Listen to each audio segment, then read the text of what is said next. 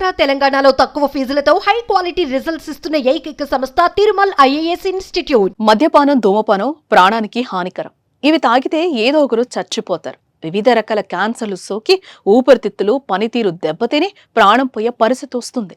అయితే ఇవి రాకముందే ఓ ప్రభుత్వ ఉపాధ్యాయుడు మద్యం, ధూమపాన కారణంగా చనిపోయాడు. అది ఎలానో తెలుసుకుందాం పదండి.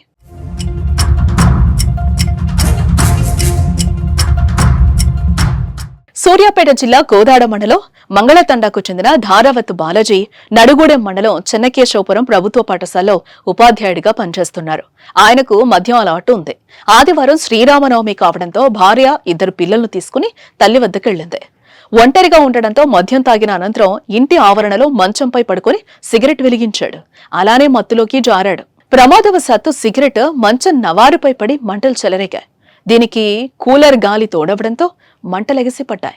చుట్టుపక్కల ఎవరూ లేకపోవడంతో ప్రమాదం నుంచి తప్పించుకునే స్థితిలో బాలాజీ లేకపోవడంతో శరీరానికి మంటలంటుకుని మృతి చెందాడు.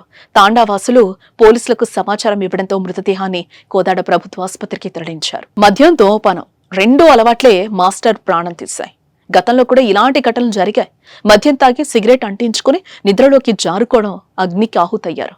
అందుకే వాటికి ఎంత దూరంగా ఉంటే అంత మంచిది.